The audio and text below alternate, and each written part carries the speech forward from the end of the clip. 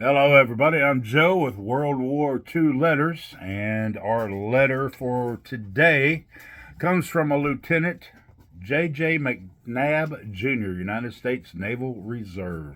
What's interesting here is he was on the USS Cleveland, and he wrote home to family in Cleveland, Tennessee.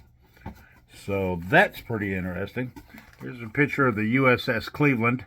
It was a light cruiser, had 12 6-inch guns. When the letter was written, the USS Cleveland had just assisted with the Battle of Bougainville, assisting ground troops there.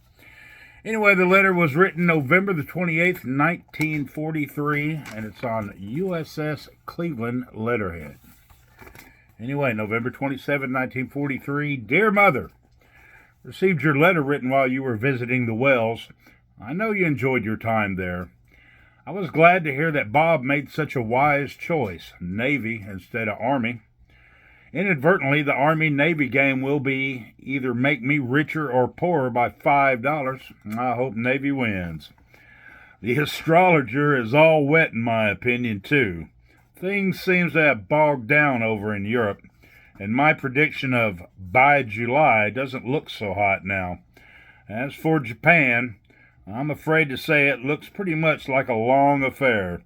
I may still be in this Navy in 1946. May stay so long that I might even make a career out of it. Don't worry. I would have to change a lot before I'll do that. Anyway, my age keeps me from transferring into the regular Navy. I'm afraid that the fellow's comment on Mrs. Roosevelt and her happening around is a fair sample of a great many of the men out here. I started to say majority. I'm not sure, but what if that is correct? I hear very little favorable comment.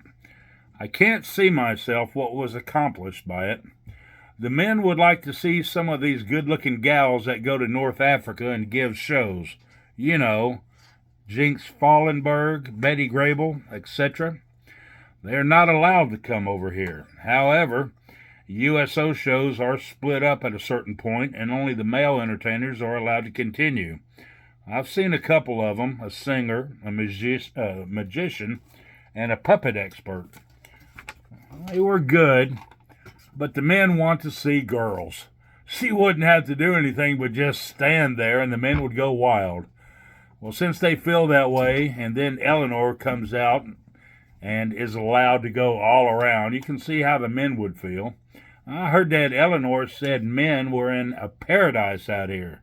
If she did, she's dumber than I think she is, and she had best stay home from now on. I'm going to turn in now. Mail reaches us a little bit less often than formerly. I have seen Carl Hibden several times. We were in our recreation port at the same time. Our ships were tied up together there. Love, Lieutenant J.J. McNabb Jr.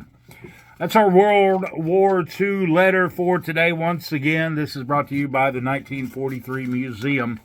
P.O. Box 95711, Oklahoma City, Oklahoma 73143.